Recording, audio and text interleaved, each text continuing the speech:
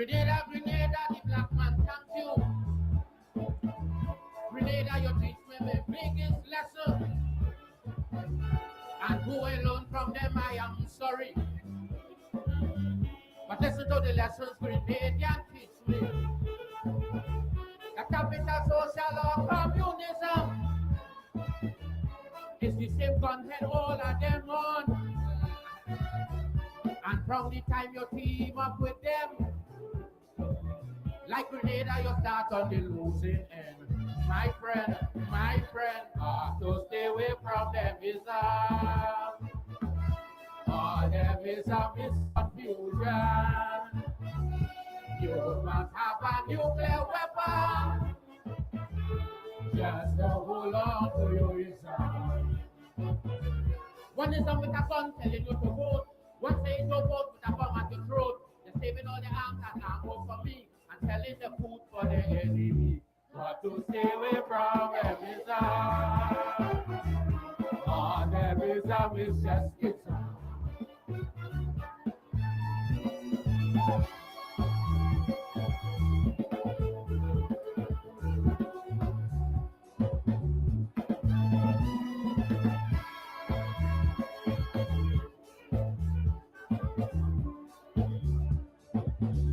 From the time you team with one of them is the first thing they're talking about is protection. Double tax of people pull your treasury. You got to maintain an efficient army. And too much pressure from the opposition. They could always rent to a whole battalion. And when you get the nexism out the way, how much life it costs you could never see. No way. To stay away from them is all them is confusion. You must have a nuclear weapon. Just to hold on to your reason. Rescue mission to help Grenadians. Rescue mission to Afghanistan. Rescue mission going the world over. And no rescue mission to South Africa. But to stay away from them is hey! All them is just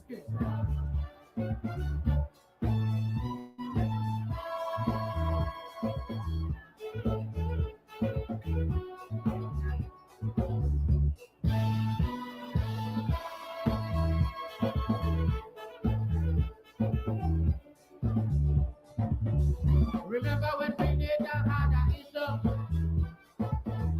that everybody say was mongoose oppression. The other years I'm just take up some guns and had the whole mongoose back on the run. 4 years later the thing turned back wrong. It's the same mongoose doctrine preaching in tongue. And Grenadians suffering evermore. All the taxpayers' money going for war. And go war. To stay away from them is all them is confusion. You must have a nuclear weapon. Just to hold on to your reason. They say how to keep focused on politics. Every 4 years they boycotted Olympics. And while we are arguing about who good and who bad, them go down in space and they change the flag. Stay away from them is all them is just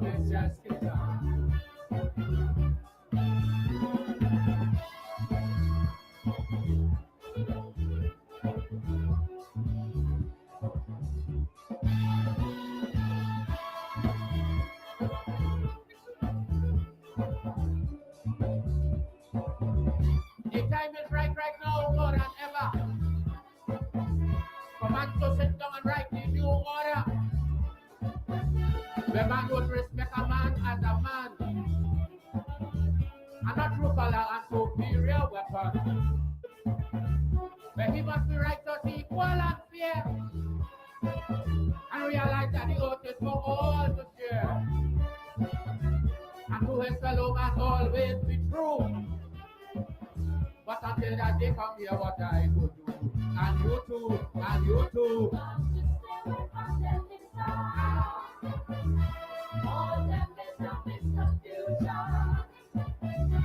You must have a nuclear weapon. Just to hold on to it. And when you get the next wisdom out the way, how much life it costs you could never see. No way, no way, no way. Got to stay away from them ism. All them ism is confusion. You must have a nuclear weapon. Just to hold on to your ism. Rescue mission to help Grenadians. Rescue mission to Afghanistan. Rescue mission going the world over. And a rescue mission to South Africa. But to stay away from them ism. Hey! All them ism is just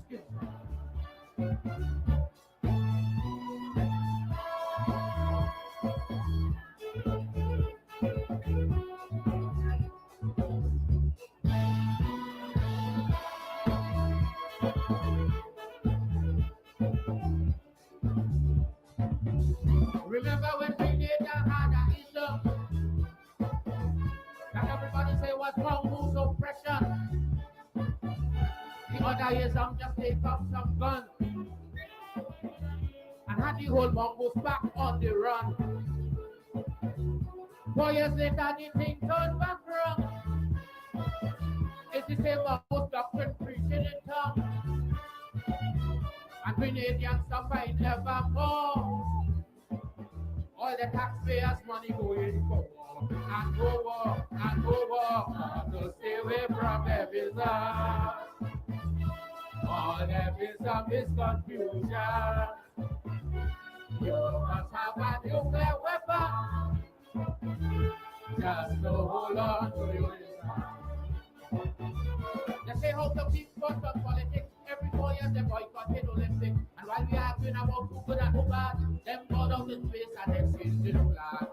Stay away from them ism. All them ism is just ism.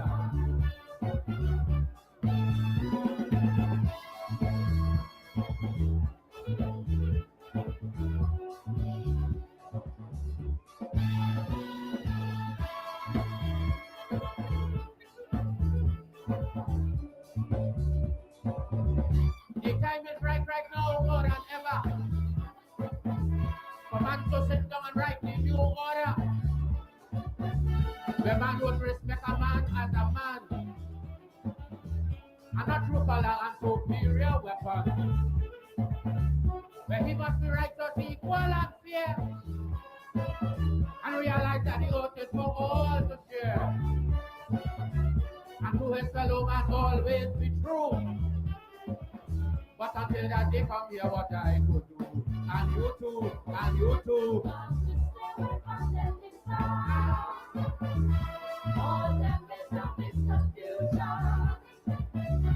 You must have a nuclear weapon, just to hold on to your ism.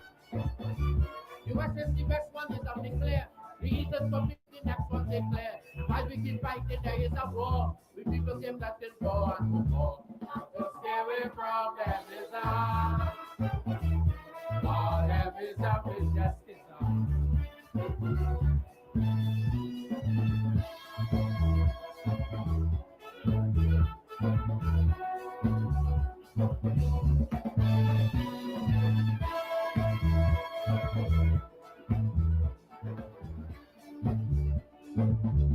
Ism, schism.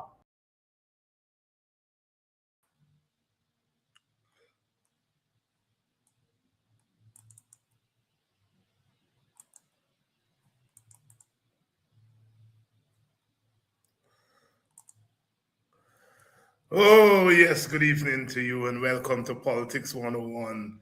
Black Stallion, Dr. Leroy Calise there, chronicling a piece of Caribbean history, world history. The lessons of the Grenadian Revolution is to stay away from them isms because them isms is sheer schisms. And if you want to hold on to an ism, you have to have a nuclear weapon. Deep. My students always ask me, Dr. Hines, it's not politics. He's singing and you all partying to the politics. And then I have to explain the conversation between the singer and the audience, because the audience understands what he's saying because they live it. They lived through 1979 and 1979 and 1983. And they knew about the time in our Caribbean when there were isms and schisms. Some of us were socialists and others were capitalists and conservative and all the isms, socialism and capitalism and so forth. And the lesson from the artist is that we are too small to make isms the official ideology. Black Stalin himself was a serious socialist, so he's not saying that we should not hold on, but he said, when you take your ism on the world stage, you better have a nuclear weapon to defend your ism. Grenada adopted socialism, and America walked in, and that was it. Grenada could not defend its ism. And that is why, sisters and brothers, I've been calling for Guyana and the countries in the rest of the Caribbean to stay out of taking sides on what has happened in Venezuela. Stay. Do not take the American side. Do not take Maduro on the Venezuelan side. Let the civil society people in the country, let the socialists, let the left-wing people, let them carry the anti-imperialist thing. Let individual groups in the society do that. But as a nation, we can't afford to take sides because we don't have nuclear weapons. After decades of ideology, I've come to that conclusion. The Black Stalin lesson there. That's why I think Guyana on the Venezuelan issue, the America-Venezuelan issue, should take a neutral position.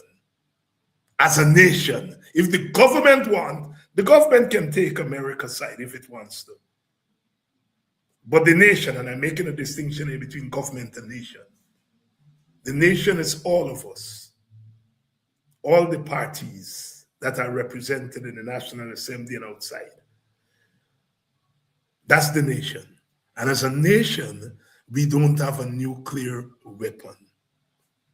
And so we can't take certain positions. We got to learn. I'm not saying that those who are Maduroists, those who are pro-American can't take their position. They can. That's what civil society is about. It is the space for people to organize outside of the state. That's what civil society is. And in that space, we can express our anti-imperialism. We can express our nationalist, whatever we want to call it. But here it is. We're in the face of this new world order that the United States and Russia and China are pursuing. That's what is happening. It's not Venezuela. It's a worldwide phenomenon, a new world order that is being laid down. And maybe the new world order is a new world order where you walk into another country and kidnap its leader and take it away. That's the formation of the new world order. Guyana has no leverage to stop that. Absolutely none. And we have to be wide-eyed. We have to survive this because this is happening in our neighborhood, next door to us. We got to survive it. And we're not going to survive it by saying Maduro was right or the American was right. Because the Venezuelans are still there. They can still lob some bombs and so on over the border at us. if they get angry at the US. There could still be a civil war in Venezuela that isn't going to last even after the Americans left. Whether it be Iraq or Afghanistan, the Americans went in and, after their story, civil war. And we could face a civil war next door to us. You know what that means to Guyana?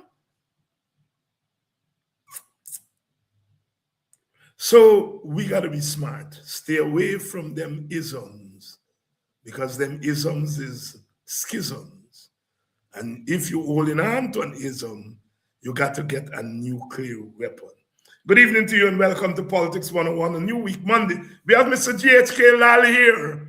And GHK, as usual, has been writing away, speaking away, saying things, helping us to make sense of our situation, interpreting, asking questions.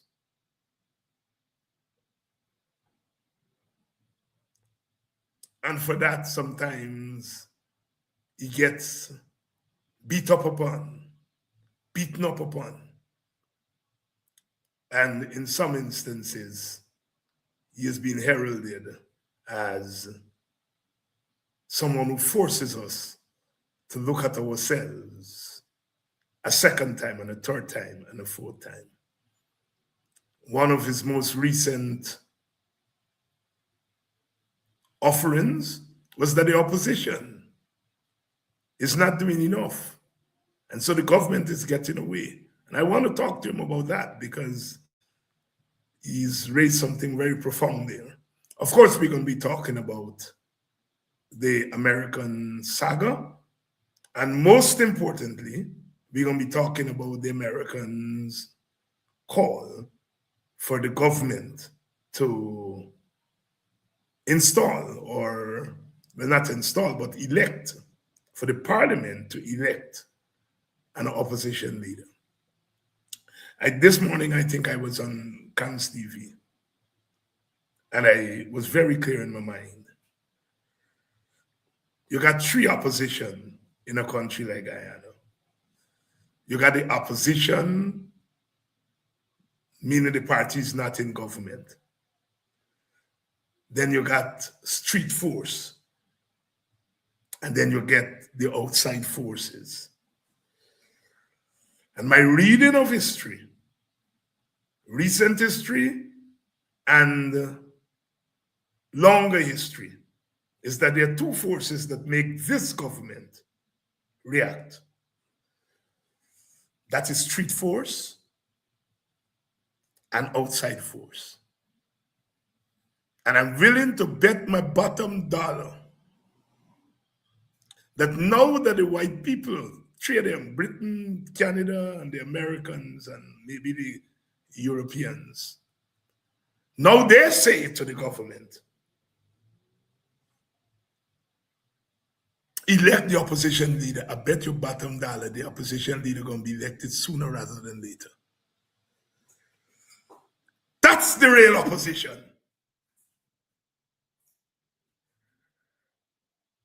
They can make it happen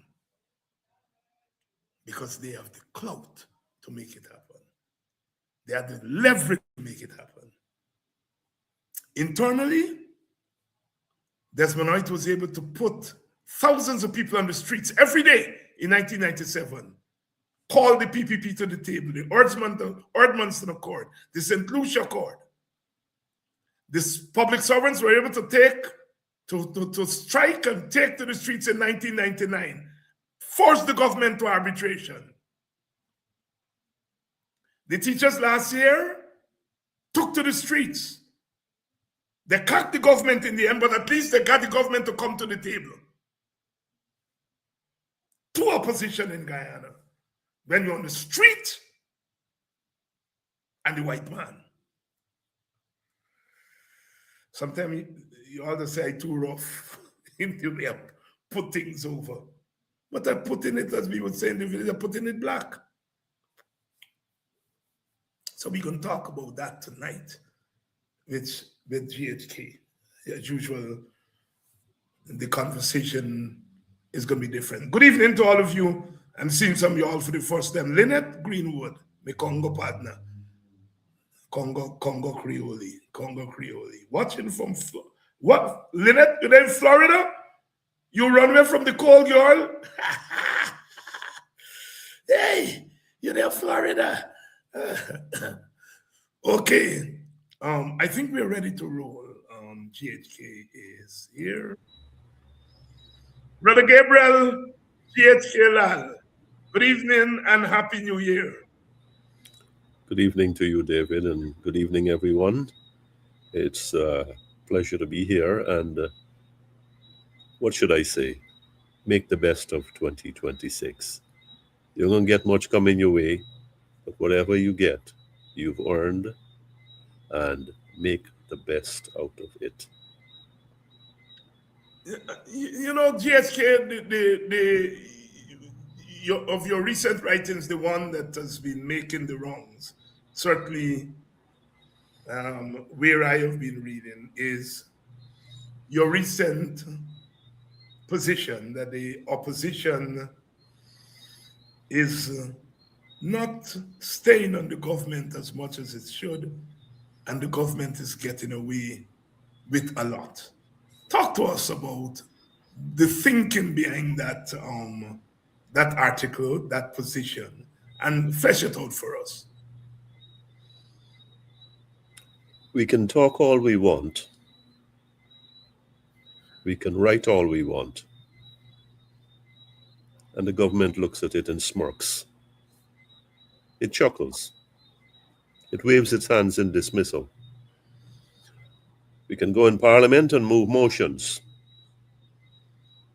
We can file petitions to the court. We can petition the courts. Good moves. Necessary moves. We can go on Facebook and talk up a storm and have all these likes and whatever else. I don't know. I'm not on Facebook, not on social media. And those are good things. They are part of a continuum that brings awareness of what is happening. Awareness. But it does not, those three platforms, as necessary as they are, Parliament, the courts, and Facebook, they do not apply the required level degree of pressure to the government that makes it straightens out, makes government leaders straighten out and think of the people and respect where they are coming from. The one area that I believe, and I think it's pretty obvious, that the opposition has faltered terribly. 5 months almost going into the new government, is that it has not applied the kind of presence and pressure on the government to make it straighten out. One example, we have the president who on last New Year's Day, 2025, said there'll be cash grants, and there'll be cash grants this year. That's last year.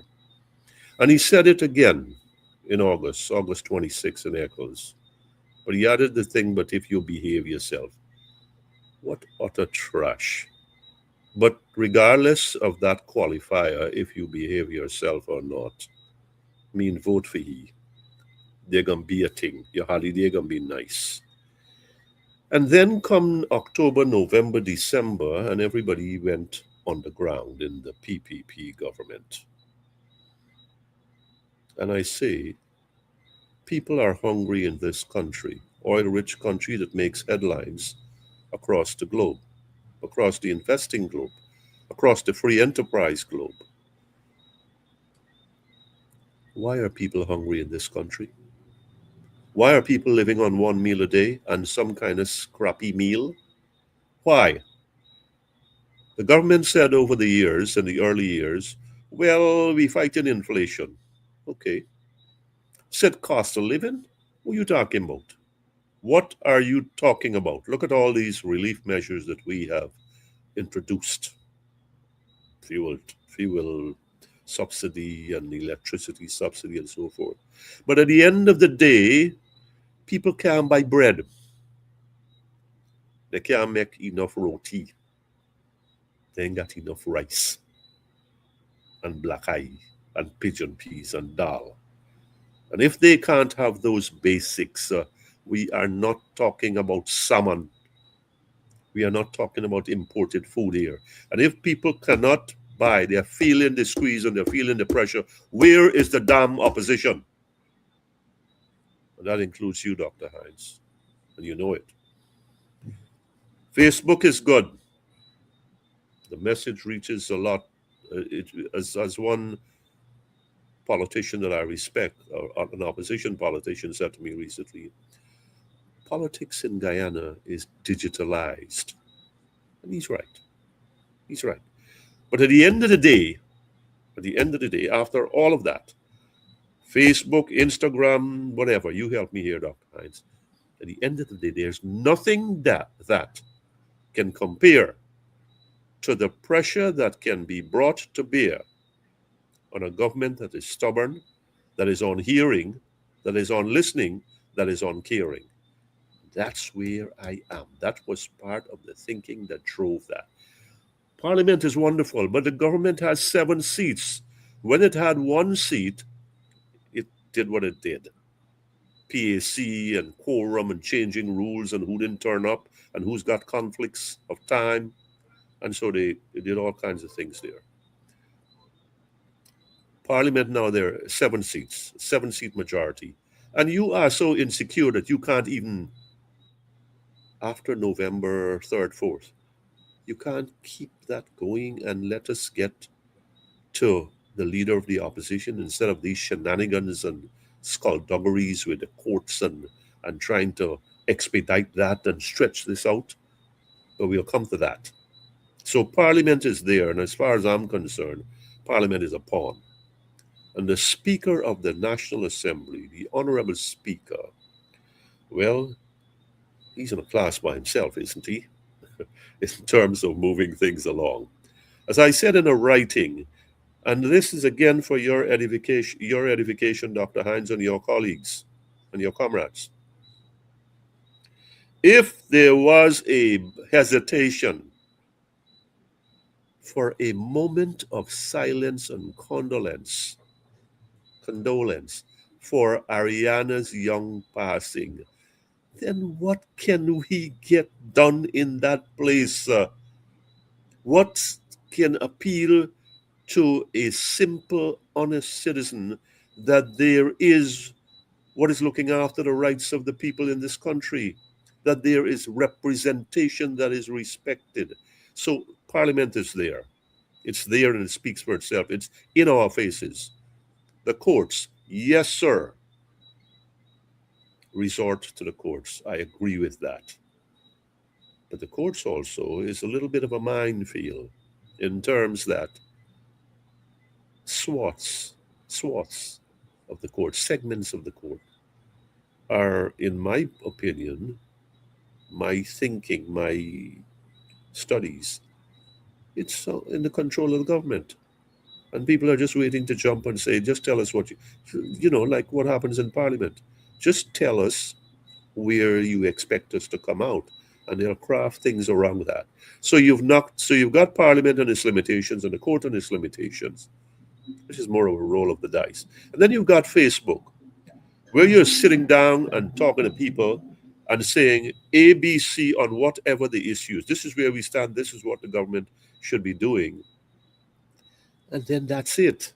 That message goes out and it's shared and forwarded and whatever is done. I get some of them on, every now and again. Here's my point. What happened to the people, the street force, the people power, that is so necessary, so vital, so imperative, so much sought after before elections and up to elections? What happens to them afterwards? They ain't got no muscle power. They ain't got no interest.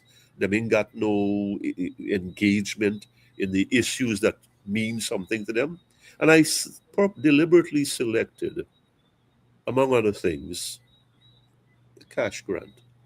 $100,000 may not be $100,000 may not be much for many people, but it's a little something. And the fact that you do that, and then you make a joke out of it, and then you string the people along. In some early in December, you come and say, "Oh, you're going to have one, but it's going to be in January." It's not going to be in January. In the middle of January, we can't even get Parliament started yet. And so when that budget process winds its way through all the nooks and crannies, you're talking about the end of March. In the meantime, Dr. Hines and our listeners, my sisters and brothers, we've got people out there. We've got brothers and sisters. We've got neighbors and cousins. We've got friends and strangers across the demographic of this country who are struggling. In this oil-rich country, that is not an irony. That's a tragedy. The government used to deny that there's a cost of living problem. Then why the hell are you moving to get cash grant before and cash grant now? Why? Because you're admitting that the people they're bad, and this can tie them over for a little while. Dependency and all of that business. This is going to tie them over, and we could always say, remember who gave the money, right? I sum all of this up for you now, Dr. Hines. If there ever was a bread and butter issue, a lunchbox issue, that cash grant is one that should see y'all there all over the road in a disciplined, peaceful, constructive representation, protest, pressure, whatever you want to call it. Again, for the last time, Parliament, courts, 3, Facebook, social media, wonderful. You got to exhaust those avenues. But sometime or the other, you got to get out there. You got to get out there and press the flesh and have your feet on the ground and feel the pulse of the people and have that going somewhere in the direction of the government and say, we can't take this thing no more. Not when you share out the money between yourself. Not when we there here and we children hungry and I got to struggle for my clothes and we ain't talking about holiday. We're talking day to day. And that's why I say that's the thinking, and that's part of the thinking behind why the opposition should be a little less placid and a bit more present in the public space. Why do you imagine, GHK, we've had this conversation before the election. Mr. Norton said that he was not going to engage in a certain kind of protest, and he gave his reasons why. We've had the election, and now in a sense we have a divided opposition. A new political party that has stormed the doors and has 16 seats and is now the official opposition, leader of the opposition. And then we have the old party, which has been relegated to third. And so, in a sense, what we have is a divided opposition. Same constituency, but divided between two parties. Two parties which I think, for obvious reasons, have not found a way to work together. Do you think that the logic of where the elections have taken us, that is, to a point of a divided opposition, two opposition parties that are not working together and don't seem to be given any hint that they will work together in the near future, how does that affect the opposition to the government that you are saying that is lacking? And I agree with you, that is lacking. Clearly, the former, if I may say, the former main opposition that was government for a while, up to 5 years ago, is struggling with what struck it in September. First of all, I think I said it in the last program, I don't think that the opposition the lead opposition did enough to appeal to the people. I said to you, I think right here again, I said to others, strangers that I've never met but I've done some sort of commerce with them, have called and said, what going on there? And what is who gonna come out and blah blah blah. And it was rage. And I said this thing ain't looking good. So now up you comes the Win group and it gains what it gains, and we call it all kinds of things, earthquake, seismic shift. So there is my sense, and I think others agree with this,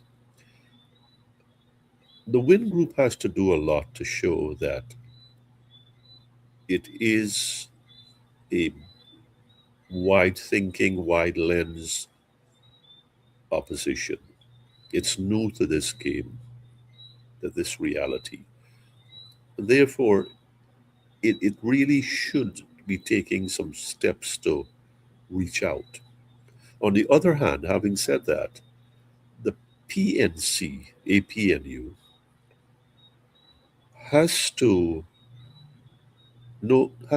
find a way to stop looking at Win as their main problem. The main problem is not Win because of what the results were. The main problem is this behemoth that is called the PPP government that stands there, astrides us, over us, and walks all over us. The objective has got to be single-minded. We are going to have to make some sacrifices. Do I see this happening? Not quite and not quickly.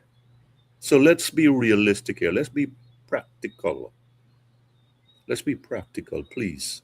Maybe I'm being too optimistic, but no, I'm putting it on the table before everybody.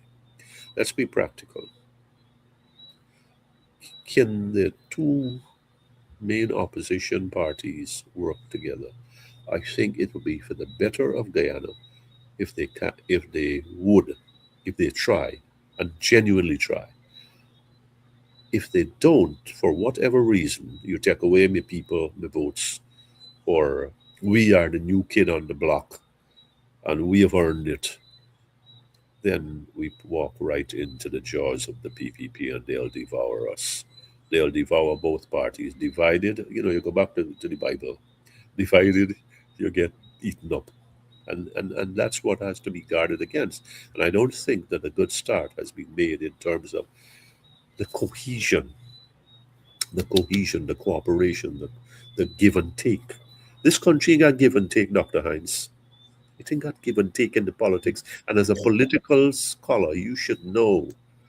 You should know. I mean, I am an amateur nobody. You should know that one of the central planks of politics is cooperation towards consensus. It's finding a way, carving out a way when there's nothing there, to find some sliver of common ground on which there can be the beginning of an agreement. Look at our phrase now. Some sliver of a common ground that there can be the beginning, not the actual movement, but you start thinking, this thing got some potential. We need to get there. We need to have that maturity and that statesmanship, that, to use your word from the introduction, that national idea, national light in our head. If it's about me, we done. If it's about you ain't got no way. Good, so let's get that straight. If it's about the people out there that we care about, because we know they're hurting, and we know a cash grant, whatever the number, it can only hold them for so long.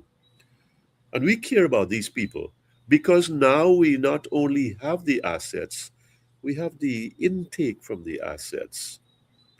And as low as they are, or as paltry as they are, 2% or whatever, there is enough for government to do more than it has done. Let me say this to you. It's been 5 months almost, since President Ali has been back at the helm. But instead of looking at this as 5 months, let's look at this as 5.5 months, 5.5 years. 5 years, 5 months. 5 years had gone before. He had an opportunity to shape and orient government in a different direction. But how can you do that when the defining components of government and of leadership in the PPP has been where corruption is religion, secrecy is culture, and slander is the mission statement? How do you get through, and how do you get by, and how do you get over those when you should have oriented along a certain way? We can left the thing behind. You talk about one Guyana, and yet there has been policies, words, postures that are as divisive as hell, and you still talk about one Guyana. When you get people on your side that look like you, Dr. Hinds, on the PPP side, is somebody who got some dark secret or somebody who get by over, right? Of course, there are a few genuine people who might say, look, the thing there, but where the president and the government had an opportunity that we will get past the politics of the past 60, 70 years, the orientation I'm talking about, where, look, we have got a system that has not rewarded, has been fair to all citizens. And we are going to change that. You got to, and I kind of free associating here. You got a one budget, 2020, 21, infrastructure, 22, infrastructure, the bulk of the money, so much money left for the people, the masses, the multitude. You must have learned something from that when people crying out and saying, we did bad, we hurting. And you still go down that road, and I guarantee you this budget will have that same structure almost, where the big money, the big fraction is with infrastructure, public works, and some 10% or 15% of the budget, and most likely another record budget, despite pessimism about oil prices, despite developments in Venezuela that could add to the market supply. I mean, that's a couple of years away. But you did not seize the opportunity. So we go back.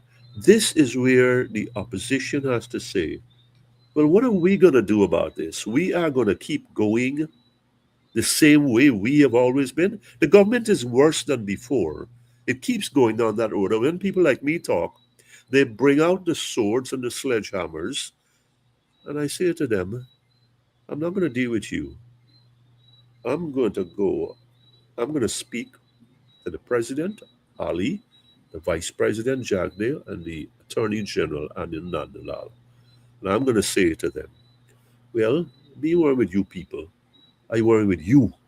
And every time they come down, I am going to come after you and expose you and show the world where you are and how weak you are and how much you're into double talking. I feel that the opposition has been given enough issues by the government, especially with its budgetary allocations. The slush funds, what goes into the office of the president. But the bigger picture is that we are hearing 40%. So the government locked down the numbers, locked down the reports and the stats. And so now you hear ECLAC saying so much. You hear some sort of other study saying so. So it 40%, 50%, 65, 58%, 65%. It is not 10%. And that is a burning enough issue, Dr. Hinds, that I think that the opposition has to say, look, we get 100,000 people. You get 70-something thousand people. Somewhere along the line, we should be able to get 500 people for a start out there. 500 people. To be able to have that core and a disciplined, purposeful, visionary and pressuring group, and from which people can say, well, look, we doing this for we doing this for you. And so you can sit at home and you can watch and applaud. That's not good enough because this involves you and your picnito, right? When we get that emotional bonding, when we can speak to the people and make that connection to them and say, this is your story. This is your struggle. This is not David Hines' struggle or GHK Lall sit down somewhere and writing or going out on a picket line every now and again. No, no, no, no, no. This is your thing. This will be powered by you. We will do the necessaries to get us together, mobilize, organize, and in, however. But at the end of the day, if you keep sitting down, you'll be walked all over. And I think that the opposition, having raised its hand, the 2-3 opposition, has to say, well, we can't keep going along the same way that we've been doing. We've been too quiet. We've been too civilized. Now, get me straight. I am not calling for any kind of aggressive, hostile setup. That's counterproductive. That's not going to get anybody anywhere. But the government needs to feel the heat. It needs to feel that people are angry, people are hungry, and people are troubled as to how the slices of the pie are being shared out. And when you promise me, you set me up for a cash grant, and then you turn around and laugh at me and make jokes, that's unacceptable. And I think that's where the opposition has something that is priceless. The government has gifted it that. So it's inexcusable and unpardonable, Dr. Hines, from my perspective, that the opposition has been so complacent. You've heard it here from GHK Lall, and he has laid it out quite a mouthful there. Really, an assessment of where the government has been these past 5 months, how the opposition has reacted to the government of the day. And of course, GHK, this leads me to my next question. When we talked about, when we scheduled this show for tonight, and we talked about the issues that we want to deal with, we did not have on our list the fact that the ABC countries, the ambassadors, were going to call on the government to make sure that there is election for an opposition leader in parliament. Lo and behold, they have done so. First of all, your perspective on what I see as the deliberate dilly-dallying on the part of the government in naming the opposition leader, thus exposing a structural and a political problem. The structural problem is that the executive still controls the legislature, which is an abomination. Mm-hmm. And secondly, that even if that is so, the government is prepared to use that in the most obscene political way to have its way. Has the time come for us to change that arrangement and give the National Assembly much more autonomy to determine its own business? Well, absolutely. And I mean, that's overdue. The time hasn't come. The time is way well past.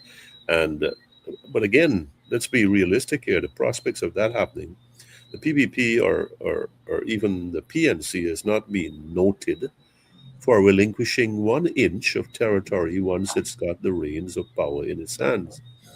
And if we talk about, listen, this is your language. Unless we have reform, we set ourselves up for revolution. Reform thwarts, holds off, neutralizes revolution, genuine reform, meaningful reform. So, yes, I agree with you fully, that Parliament, Parliament is a joke. I mean, I know you're an MP now, Dr. Hines, but I can't put That doesn't mean that it's not a joke. My presence here does not take away the jokiness. I am. right? I mean, it's to me, we got 7 seats now. Notice I said we, so we ain't even got to talk to you. Yeah, that's right. You got to talk to you. You could stay away. You could protest. You could shout from Facebook. Well, we've got that, and you know, look, we had what was called a peaceful election. I'll stop there. Right. Let me stop there. Right, that's safe. I could agree with that one. So why did we create the parliamentary tension? Huh? We didn't have any post-election tensions. It's like we missed the thing. So we go and create tension now with the election of the leader of the opposition and parliament just hanging around. It opened after the 4 months, so the constitution allow, I think it was November 3rd, they max out the thing. I would think that after such a mandate, you would be so supremely confident that you wouldn't even use the 4 months. 1 month, October, from the time of the results, in 4 weeks' time, we will have parliament being convened and blah, blah, blah. You stretch the thing out because come October, you get charges against whoever and whoever, right? And now you got this whole business about extradition and stigma if the opposition leader is so and so and thing. But here's this. I want to go to that point that you definitely we need to have a distinctive separation between where the executive is and the legislature is. I think Trinidad next door gives us a little glimpse of that. But I particularly like the American system. Yes. I mean, that's the model. I particularly like that. And look now, in the first year of Donald Trump's presidency, at the beginning, everybody lined up. And you notice there's some breakaway now.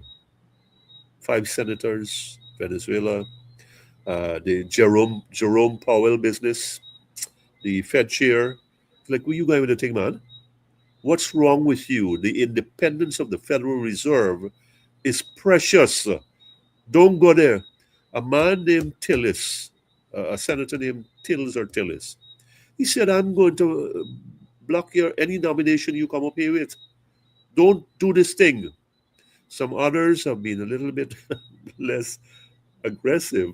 But the fact is, you could tell me you're going to campaign against me, you're going to sabotage me or what, but I'm going to stand up for the truth and the light for this one moment, because that's what the system expects of me, and that is our heritage.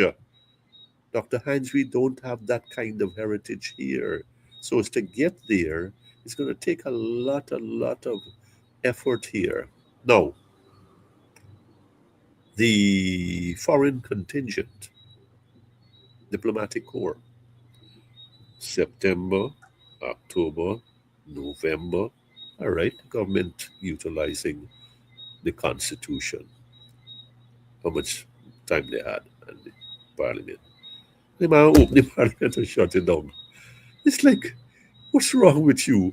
And then we hear the clerk says, oh, good man, there's procedures. And so now the president, Article 184 is clear.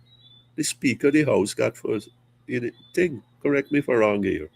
You're quite correct. You got to get the ball rolling here.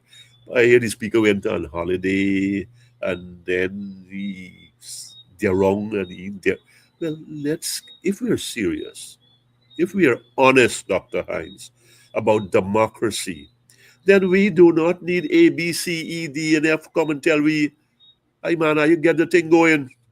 We don't need that. But now let me go backwards before I go forward. The diplomatic corps, this is about interests. The PPP government has made sure, you said in your introduction about leverage and nuclear. PPP government has gone overboard in terms of its subservience to the American oil interests in this country. Subservience, self-subjugation to the American oil interests. And that is, you can't do wrong there. So that is why these banners that are coming out here now, these excellencies, if you don't mind, that are coming out now in January and tell us, well, Parliament has got to be convened. I'd be rather surprised if it didn't happen. And it's going to happen soon. And parliamentary democracy, good, good, good. We have been all the time. You got all this influence over the PPP, over the politics of this country. I think there should have been conversations behind the scenes and say, you got to move this thing. If you don't move this thing, we go out on top. Because it's not that they're squeamish or, you're going to set a precedent. They've been in our politics forever. And they've not been shy about it. So now they come out. And like you said earlier, the thing that happened, it ain't gonna happen. Look, what's today? Monday? Yes. I know how the people can take out shame out its face and said it's not responding it's not in response to the stimulus of the diplomatic stimulus. He said, no. We had this in mind all the time, right? The people come out and say, it's going to happen. But this is my problem as a colored man. This is my problem as a black man. Because I'll be black. Once you're white, you're black. As a thinking man, as a reasonable man, as a civilized man. We need these people to come and tell we forget we parliamentary business in order. Yes, I hear about extradition, and I understand that has to roll out, and it's got its process. But now I hear the talk about expediting the extradition hearing or dates or whatever. So one, you're stretching out this side here, and the next thing you're bringing forward this extradition thing. What kind of dirty game is that? And I mean a blatant game too, a blatant foul after foul. So when the diplomatic corps comes out, last of all, A and C, look at this orchestration. The first banner, the first man that came out, the first diplomat, the EU ambassador, Luca Pierantoni, right? Antonini. I say here, ting the hey. Somebody gonna follow he. Next up, the British. Then, Sunday morning, I open the paper. A and C, Mr. Seguin, I think, and Ambassador Therio, Nicole D. Therio.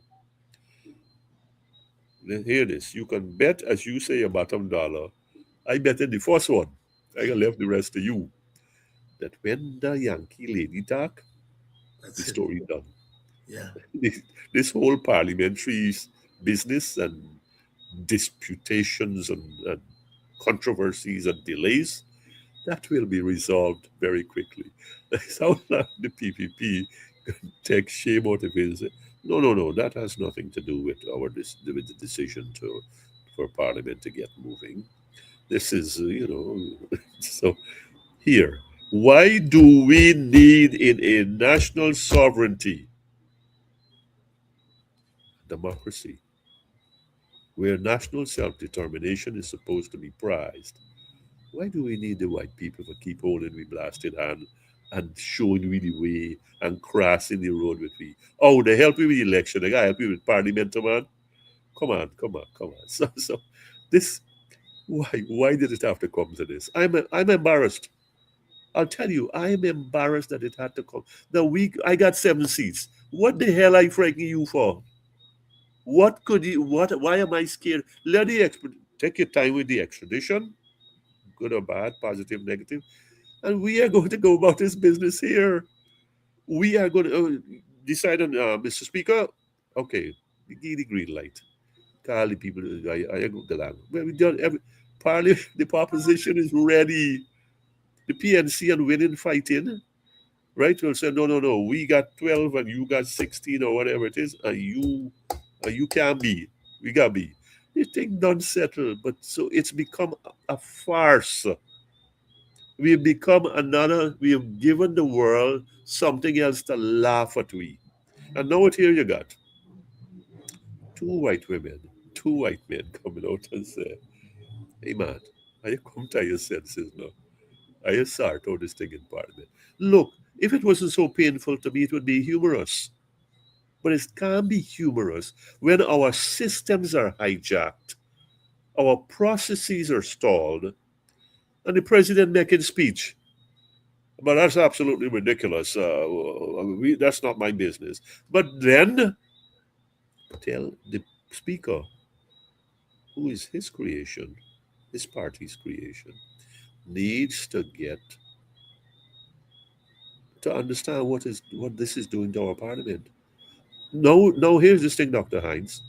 With Parliament starting off on what you call it, the back foot or the wrong foot, how this thing gonna progress?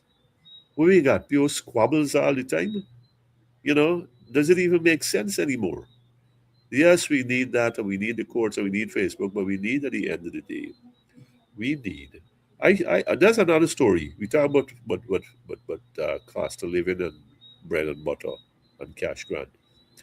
If my people, 109,000 of them, and in this case we talk about women, are so disrespected, and that has to include the APNU votes, are so disrespected that you say you lack off parliament and you shut down the leader of the opposition and you gonna come back when you ready for do you business.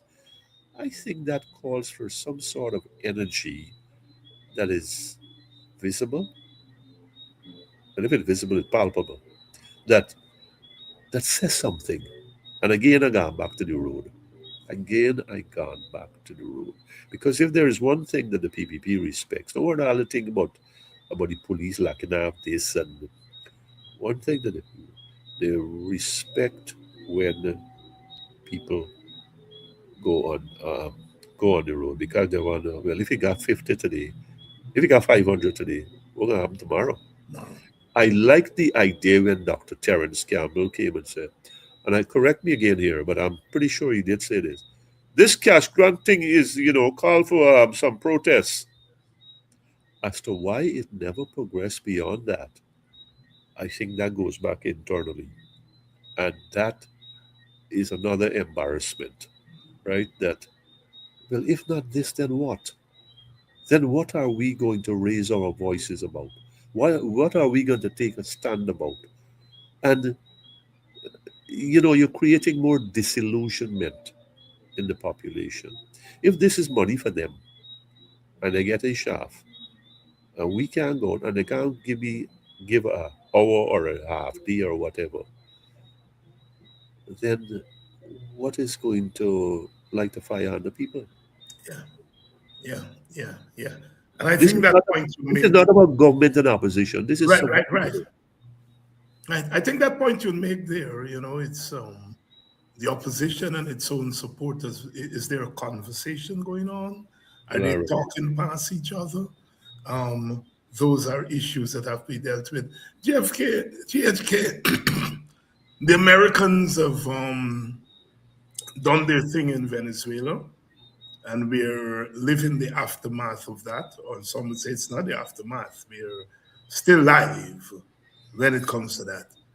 With where does Guyana stand in all of this? Where should Guyana be standing in relation to the American Venezuelan saga? You really want to know that? If Yes. you really know that, you gotta go back to Arizona. Is Arizona now? And I gotta go back to New York, right? All right. Hear the story.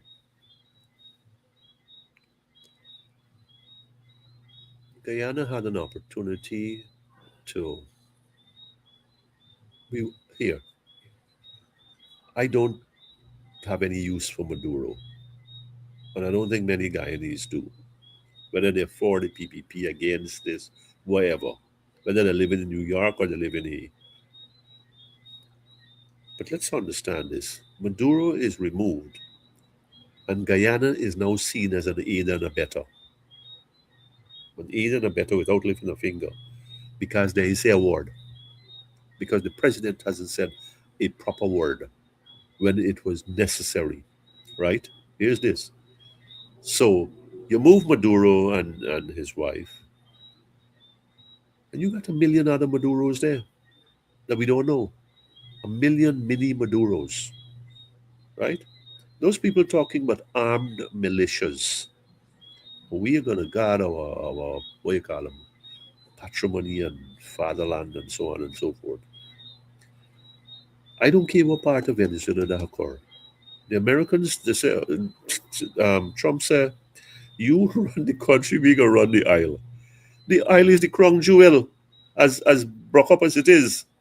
So I don't know how any true Venezuelan patriot in 28.5 million people, I think 8 million gone, right? In 20 million people, can sit down and say, well, yeah, you come and run the isle. You come and run the isle and we go work for you. I don't see how, forget about Iraq and Afghan. This is right here to we. There has to, if there's a civil war in Venezuela, if there is insurgency in Venezuela, you can tell me nothing can come over the border. Eh? Even if is people running away, not combatants. Even Dr. Hines, if it is villagers and peons and campesinos running across that border just for out of fear, not for doing the wrong thing here, out of safety concerns, we are going to be impacted not for the better, for the worse. And here's the problem. We're talking about people taking people from other places. We can't feed our own people. I got a problem there. How we can deal with this influx, however it come about? I want to go someplace where I don't think you may want me to go, but not that you disagree. You want regime change. Let me go back, what is that, 50, 70 years. 70 years ago. Mossadegh, Tehran. You movie out with Kermit Roosevelt and the CIA, but you pretend it's not you thing, right? In other words, it was covert. You come down to Allende and you use ITT and Pepsi, and you knock you out, right? Look what Pinochet do. Arbenz before and United Fruit. The guy exile here, don't forget. We got nuclear weapons. And then, but they were always covert, and there was a sense of we could disown this thing. You come down to Venezuela, regime change, 2026, when we're talking about human rights. And you are an American and I am an American by naturalization, I take it. So here's this thing. This is not about taking a side. This is about the democracy we talk about and the rights of man and international law. These are the things we talk about, and they mustn't apply when it's convenient to us and comfortable to us. It's apply in tough circumstances. And so you go there and brazenly, overtly take out the man. You take out the man. And we people here, Dr. Ali, Dr. Nandalal, yes, Dr. Nandalal, Professor Nandalal, he, rule of law and international law, and he can't say one word. None of the two of them can say a proper word. It's well, you know, they can't denounce. They're too hard. They got left for me and you. So, you know, we beg to differ on this development. It's not in keeping with the norms of international law. Right? They put on their best voice and all them kind of thing. But even that they can't do. We are so slavishly attached to what we have sold ourselves. And I've made this point, Dr. Hines. If we can talk about international law and democratic processes and regime change and whatever in Venezuela in a muted tone, then how can we approach Exxon and Alistair Routledge and say, give me 0.5% more? We can't do that because we ain't got the guts or we ain't got the stones. Can I say that? Well, I could interpret it 6 ways, right? So we don't have that. So somebody got to tell me why. So here's the story. Here was an opportunity for Guyana to say, look, this is how we just operate. This is how we, this is where Barnum was a master. He can get sucked into the thing because we get sucked in so far in that, or we are inseparable without firing one shot, without making one pro statement. We are sucked in, and in the eyes of Venezuelans, we are co-conspirators. We are collaborators because this is the impression, this is the conviction that the PPP government has conveyed. And it is to our detriment. And remember, I'm telling you this in January 2026. This is going to come back to haunt us. We saw from the gas station bombing, we got to bring these mosaics together, these pieces. The people got moles here. Because Maduro gone and wherever Guyana over there, it didn't mean they ain't got bombs. It didn't mean they don't have strategic, they don't have understanding of our weak points. It doesn't mean that they don't know any more of our strengths and our weaknesses. Come on. So I think we set ourselves up in a very, very poor way. We're not thinking this thing through. You said before, they go in Iraq and they left Iraq. Go in, and look at the left. They go in Afghanistan, they left Afghanistan. And when you go there, there's turmoil post. There's resistance, and then there's turmoil. Who work with the people, who betray the people, who sell out, and it's never ending. Because we are so close to Venezuela, I am concerned that that could spill over here. Even if it, in the best case scenario, it is for in search of opportunity and social necessity. We can't look after we own. We cannot look after our own. I see the census results come out today. Well, the preliminary. After 3 years, we got a preliminary, right? So I don't know what got to be fixed so long, right? But regardless, and I see some numbers where we don't undocumented uh, immigrants and so on. How much there we got? We don't even know that. We don't. If we don't know that, then what do we know?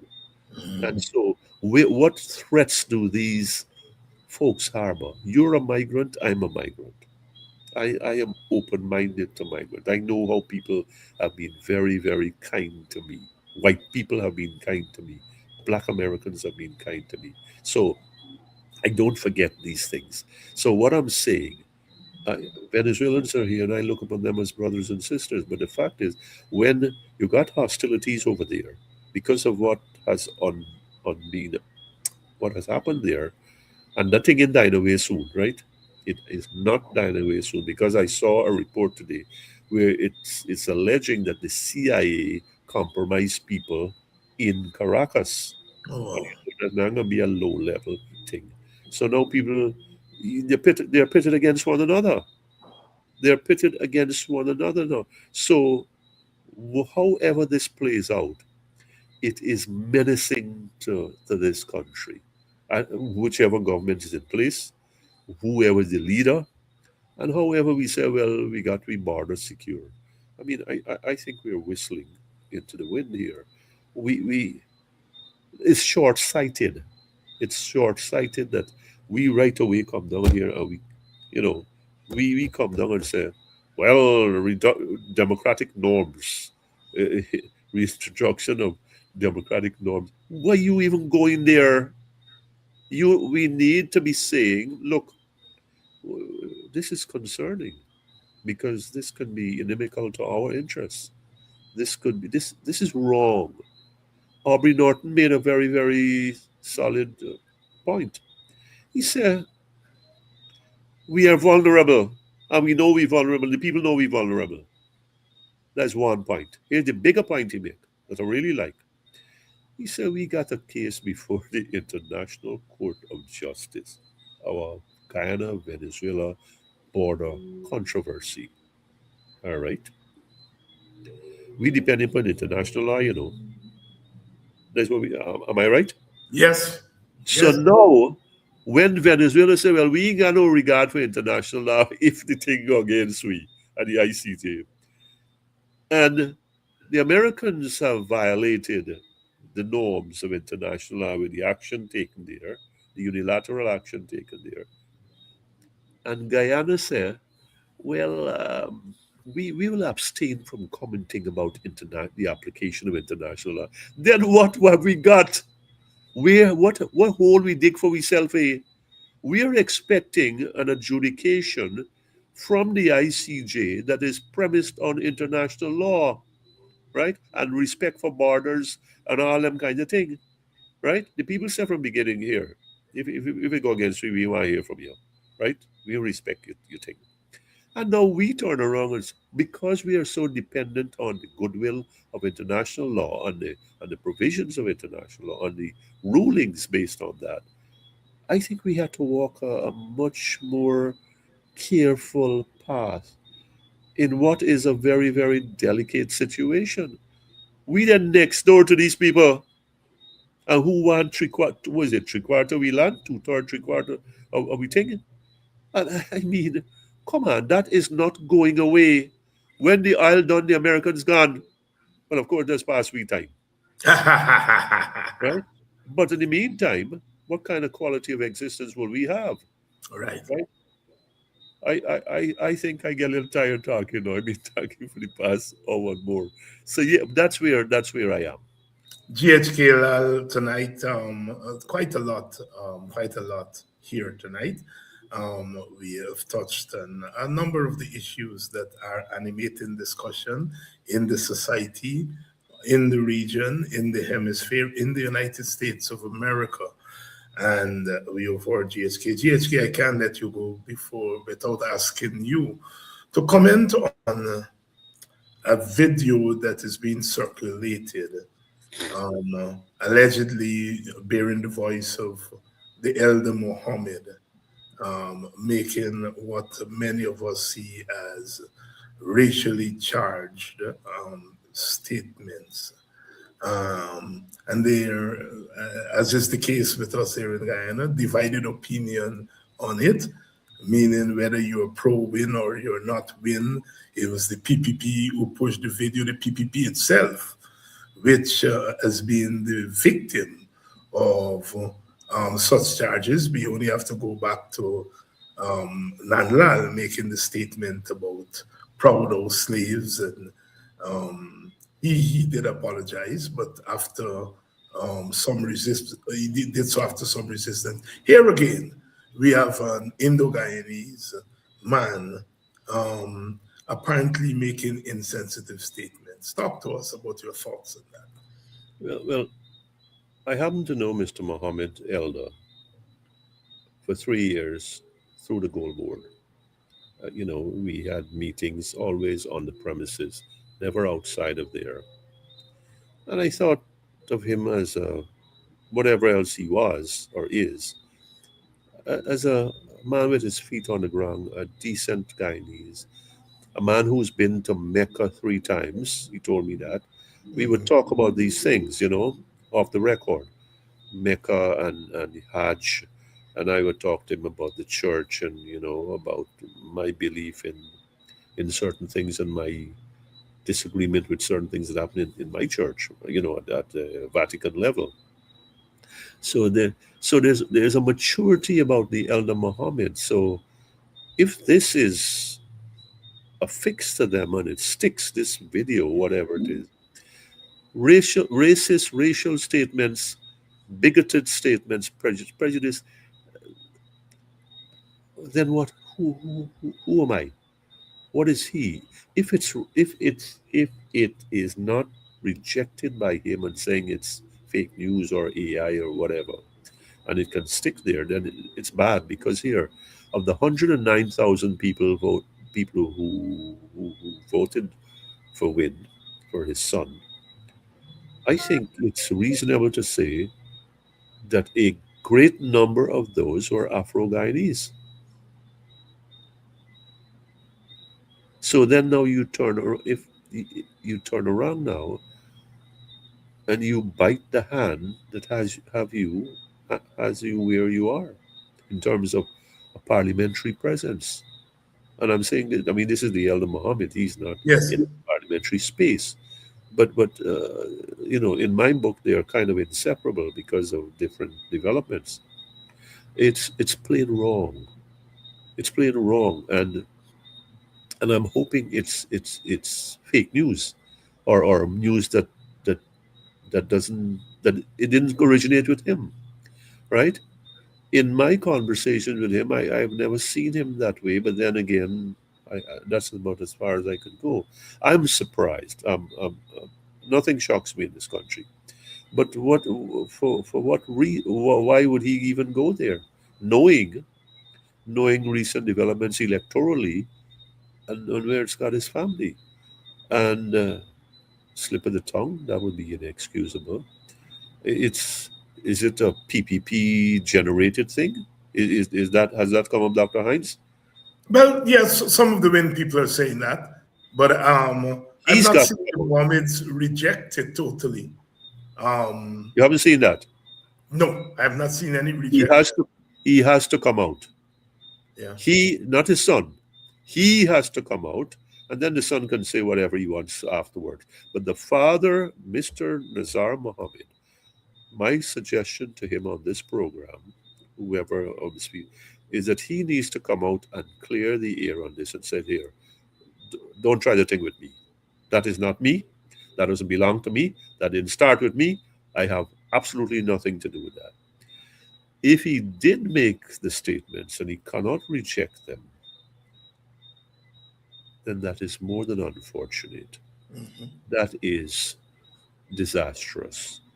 That is ugly. That is that takes us back to where we've always been. And that is unacceptable and unpardonable. GHK Lall, thank you very much. On that note, we have gone past our time, and let's just give you an opportunity for your closing thoughts. We've got a new year. My sisters and brothers, most of you might be overseas. We've got a new budget pending. I do hope that there is this holistic provision that's promised. I have no faith in the president's words. I've lost that. And I'm sorry that I had to reach that stage. I'm hoping that the new budget has provisions that are more balanced in terms of infrastructure and other spending versus social infrastructure spending. It has the skew can't be so far apart. It can't be so tilted. It's got to be closer because people are hurting in this country. Secondly, this Venezuelan matter, America, Venezuela, Guyana, it's triangular. We need to be very, very careful here. We are already sucked in. We're up to our necks here. And so self protection is is key. The last thing I want to say, we go right back to where we started, Dr. Hines. The opposition has to be unlike what it has been in the past 5 months. If the opposition is going to do justice to the expectations of the Guyanese people, particularly disgruntled Guyanese, those who came out, those who voted for the PPP under duress, those who stayed home. The opposition is going to do justice for disgruntled and dissatisfied and disillusioned Guyanese. It's got to start now. We've got to show a visible and viable presence. And there may be some fallout from it, but the PPP respects that kind of presence. And with that, I say good night and best wishes to everyone for 2026. Good night to you, and thank you, Jules, and my brother, Thank for you. coming on to the program and shining new light and brighter light on the issues and the conditions that we are dealing with in our country. Thank you very much. Thank you. Good night. And to you, the audience, again, thank you for staying through with us and really digesting um, a lot of what we have been trying to deal with for the last hour and a half. We're up to it, up to it here in Guyana. It never goes away. We have to find ways to work something out. Clearly, the fact that we have a divided opposition is having an impact on opposition politics. But we, the people, also have to take responsibility. The opposition can call demonstrations, but if we, the people, do not go out, if we, the people, do not make our presence felt, then the demonstrations would mean nothing. We have to have a new approach to politics. Clearly, we see that the external forces just whisper and the government will fall in line. For us in Guyana, for us, the ordinary people, whether we whisper, we cry, or we shout, they are not moved. As GHK Lall said, and as I pointed out this morning and tonight, the only thing they understand is the force of the people, united and together in the open space. That's what 2026 must be about. This government had one seat majority and behaved as though it had a two-thirds majority. Now, with a 3-seat or 4-seat majority, it is behaving as though the entire thing belongs to them. This is a matter for the opposition parties, but also a matter for the voters, those who voted for the opposition, whether you voted for APNU, or WIN, or any of the smaller parties. We're at that point. 2026 cannot be another year of business as usual. But who am I? I'm just one voice, speaking up and speaking up, trying to urge our people that only we can take care of this. And if we don't take care of it, and it is taken care of, it will be taken care of by others. And as my brother, leader, Walter Rodney used to say, if somebody gives you freedom, they can come tomorrow and say, give me back my freedom. But if you fight for your freedom and you win it, then you cherish it more. We're going to be back tomorrow night for another edition of Politics 101. In the meantime, keep the faith and keep the struggle.